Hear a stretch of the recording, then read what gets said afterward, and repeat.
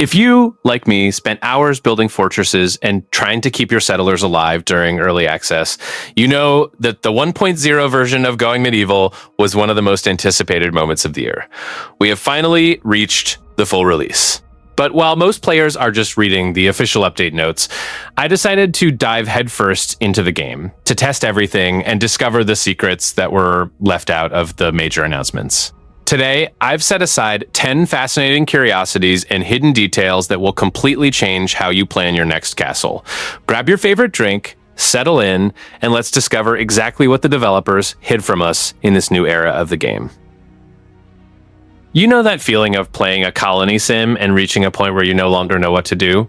We build the perfect castle, accumulate resources, but the campaign simply never ends. With the arrival of version 1.0 of Going Medieval, that has finally changed in a very satisfying way. They added something many of us were begging for in our survival campaigns. Now, you actually have a clear reason to keep evolving your colony until the end. The big news here are the so-called great goals. The mechanics work in a clever way that rewards your effort as a leader. When you manage to reach 100% renown in the game's global statistics, you finally unlock these epic goals. It's the game's true endgame knocking on your door with grand challenges. For me, this gives entirely new weight to every decision we make from the first day of our village. The coolest part is that completing these great goals provides a definitive ending to your campaign. And it's not just a generic conclusion screen that's the same for everyone. There are several different endings depending on your choices and the path your community took over the years. They even hit a secret ending in the middle of it all for the most dedicated players. I confess I'm already planning my next hours of gameplay just to try and discover the steps to this secret. This edition completely transformed the 1.0 experience for me. Having a finish line turns the entire management journey into something much more focused and rewarding. You know how much I value games that deliver an epic conclusion after dozens of hours of investment. I really want to see which path you choose when you reach this final stage. Prepare your villagers, because the ultimate challenge is now very real. You know when your village grows exponentially, but it seems like the outside world doesn't even care about what you've built? In colony sims, that feeling that our actions have real weight is sometimes missing.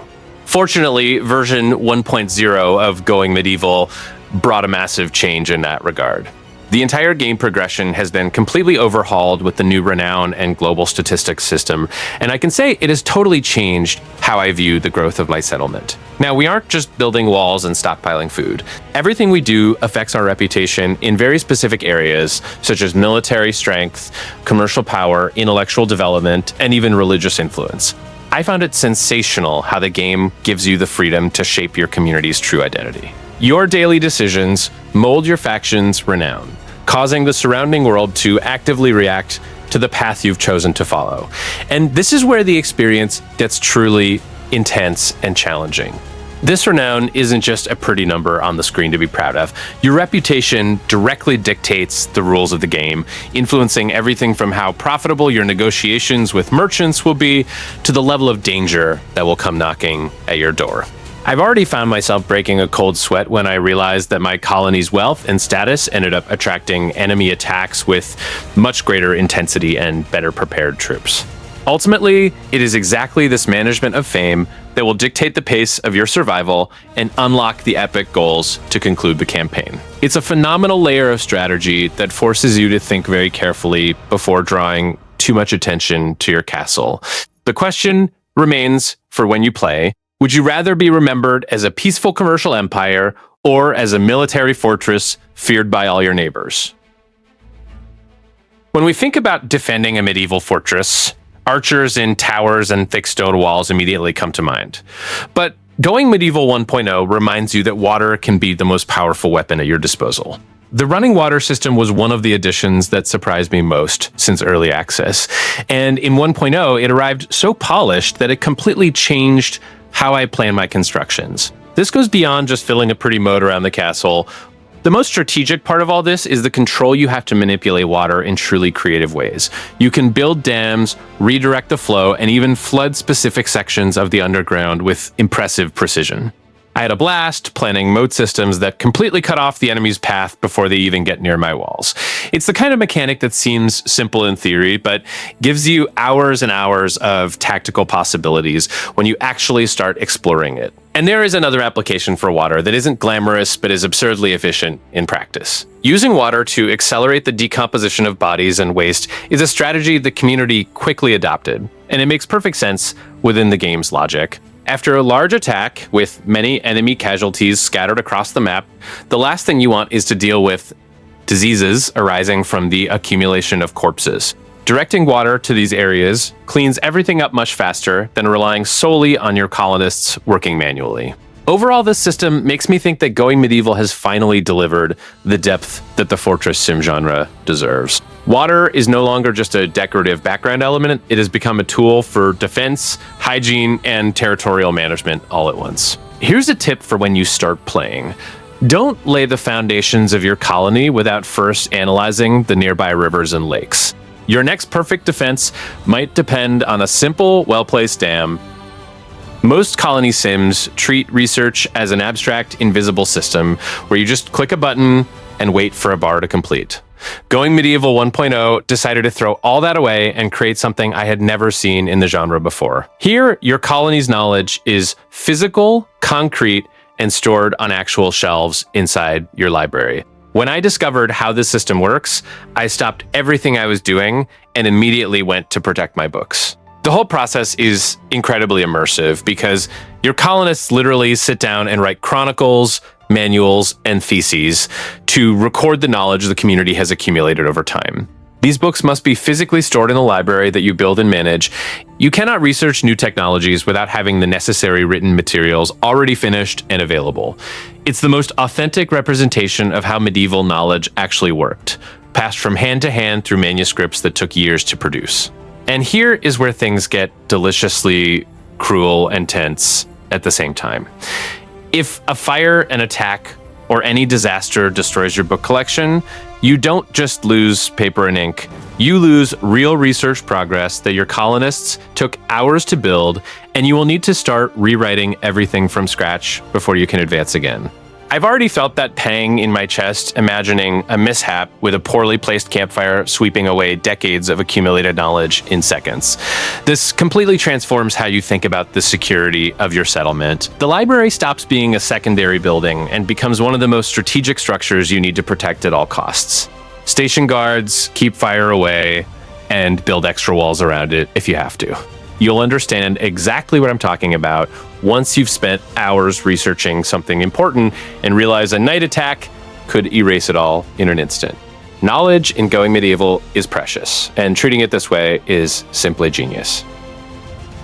One of the things that always bothered me in Colony Sims is the feeling that everything exists on a completely flat plane without real depth. Going Medieval breaks this limitation in a way few games in the genre dare to do. Here, you build upwards and downwards at the same time, creating fortresses with multiple floors above ground and entire dungeons excavated in the depths. When I first saw a 5-story tower that I had built myself, I understood that this game was in a completely different category.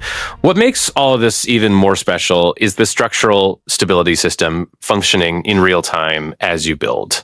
Every wall, every column, and every added floor needs to make sense from an architectural standpoint. The game calculates the weight and support of structures dynamically, which means you can't just pile floors randomly without thinking about the foundation supporting it all. This level of physical realism in construction is something few colony sims deliver with such seriousness. And here is the most brutal and fascinating side of this entire system. A single poorly placed wall at a strategic point in the structure can trigger a cascading collapse that brings down entire floors of your castle in seconds. I've already had the devastating experience of watching hours of construction collapse because I underestimated the support of a specific section. It's the kind of moment that leaves you jaw-dropped in your chair, unable to believe what just happened on your screen. But it's exactly this constant risk that makes building in Going Medieval so addictive and rewarding. Every successfully completed tower feels like a real victory because you fought against the game's physics to get there. Planning a castle here is as much an exercise in engineering as it is in defense strategy. My honest advice to you is Do not underestimate foundations. And do not be too ambitious with the first floors before you fully understand how the support system works. The castle of your dreams will collapse several times before it finally stands tall. The first time a group of invaders arrived with a catapult and hit exactly the weakest point of my wall, I was paralyzed, staring at the screen, unable to react. They chose the right target on the first try, as if they had studied my fortress before attacking. And that is exactly what version 1.0 of Going Medieval does with enemies now. The AI has been completely redesigned, and invaders arrive with a level of planning that will destroy any sense of security you had built. They no longer run in a straight line against your walls, waiting to be hit by arrows. Now they show up carrying ladders, build improvised bridges over your moats, and the more organized groups bring heavy siege engines like trebuchets and catapults ready to demolish everything. I felt a real mix of admiration and panic, seeing how much an advanced attack can dismantle in just a few minutes a defense that took hours to erect. The most efficient response I found for dealing with this new AI was to invest heavily in wide moats with running water. They make building improvised bridges much harder and delay the advance of siege engines before they cause serious damage. Water has gone from being an elegant strategy to a real necessity for survival in the later stages of the campaign. What impresses me most is how this transforms every attack into a military puzzle that you need to solve in real time. There is no longer that comfort zone of thinking a thick wall solves everything. Revisit every defensive structure you planned before entering 1.0, because what worked in early access probably won't survive what is coming for you. After a large attack, the battlefield in Going Medieval 1.0 becomes absolute chaos, with bodies and debris scattered all over your property. And if you don't resolve this quickly, diseases appear and start to destroy your colonists' health from the inside out. It was when I started using strategically positioned wet pits that I realized how much this detail changes post-battle management. Water significantly accelerates the decomposition of bodies and waste, turning a massive sanitary problem into something much more controllable. What surprised me is how this mechanic connects directly with the water system that 1.0 polished so well. It's not just a matter of aesthetics or realism. It's a real management tool that you'll want to plan before the first heavy attack happens. Creating wet pits near your most frequent conflict zones is an investment that saves your colonists work and keeps the colony much healthier in the long run. But while you are managing the remains of the last attack, version 1.0 is already sending the next one your way. Raids have been completely readjusted in frequency and intensity, arriving faster and with enemies who have learned from the mistakes of previous groups. I felt this change quite brutally when I had barely finished cleaning the battlefield, and another group appeared at the edge of the map with a different formation and heavier equipment. This cycle of attack, cleanup, and constant defense is the beating heart of the 1.0 experience. You will never have that long, quiet break to organize everything calmly. Every infrastructure decision, including where to position water pits, must be thought out with the next attacks in mind. Anyone entering version 1.0 expecting the more relaxed pace of early access is in for a quick shock. When your colony starts to grow for real, you quickly realize that everyone can't just do everything at the same time without any specialization. The addition of new roles like librarian, broker, and sergeant-at-arms arrived at just the right time to resolve exactly this organizational mess. The librarian takes care of accumulated knowledge, the broker manages trade, and the sergeant-at-arms keeps your colony's military discipline in order. This division of responsibilities provides a management depth that I missed in the later stages of early access. The newly added rooms have also significantly changed how I design the interiors of my fortresses.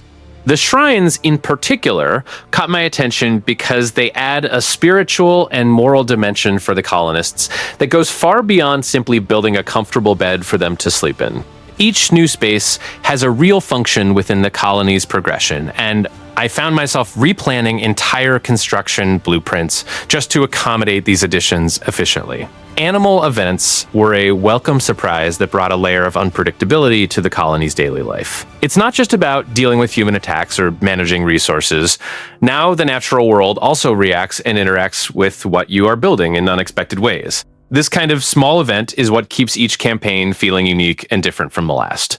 And for those who always wanted to jump into the game but were intimidated by the lack of guidance in early access, 1.0 has finally delivered a complete and functional tutorial. I always felt that Going Medieval had an unnecessarily steep learning curve for beginners, and this tutorial resolves much of that directly. If you have a friend who has been sitting on the sidelines waiting for the right moment to start, that moment has arrived. One of the things that separates a good game from a game you'll still be playing 5 years from now is mod support. Going Medieval understood this early on, and in version 1.0, this support arrived even more robust and accessible to the community. We aren't talking about a makeshift or complicated mod system that only experienced developers can use. The structure was designed to facilitate the creation of new content by anyone willing to expand the game. What impresses me is the speed with which the community reacts to each update. Even with 1.0 recently released, mods are already appearing that add new events, structures, roles, and even entire mechanics that the base game doesn't have. This creates a very healthy cycle where the official game and community content grow almost in parallel. Every time you think you've exhausted what Going Medieval has to offer, someone in the community has already prepared something new to hook you for a few more hours. I always see mod support as a statement of trust from the developers toward the players. They are essentially saying that the game doesn't have to be just what they imagined, that the community's vision has real space and value within the experience. For a colony sim with so many variables and interconnected systems, this is especially powerful because it opens up possibilities that no small studio could develop alone. For those entering 1.0 now, my recommendation is to spend the first few hours with the pure base game before installing mods. You need to understand the core of the game to truly appreciate what the community is building on top of it. But once you have that solid foundation, the Steam Workshop will become your best friend, and Going Medieval will start to feel like a completely different game with every new campaign. There's a very specific moment in Going Medieval 1.0 that made me smile in a way few games can. When you discover you can build a fox statue in the middle of your medieval fortress, your first reaction is pure confusion. Then you realize that the fox is the developer's mascot, and that this statue is literally a gift from them to the players who followed the journey since early access. It does absolutely nothing practical. It doesn't boost morale, it doesn't defend anyone, but it is majestic. And these small gestures of affection from the developers say a lot about how they view their relationship with the community. Including a commemorative Easter egg that celebrates the arrival of version 1.0 is a very human way of acknowledging that the game didn't get here alone. I always leave with a much better impression of a studio that takes the time to insert these details that don't impact gameplay at all, but impact how you feel while playing. The visual improvements accompanying 1.0 also deserve much more attention than people usually give them. The new grass, added bushes, and enhanced sound effects transform the game's atmosphere in a subtle but constant way. I noticed the difference, especially during the quieter moments between attacks, when the colony is running smoothly and you're just watching your colonists work with that expanded soundtrack filling the room. Ultimately, these cute details and presentation improvements are what separate a game you play from a game you inhabit. Going Medieval 1.0 clearly wanted to deliver not just deeper systems, but also a world that pleases the eyes and ears while you spend hours inside it. And honestly, a fox statue in the center of my fortress is already in the plans for the next campaign. It's useless, but it's going to be there anyway.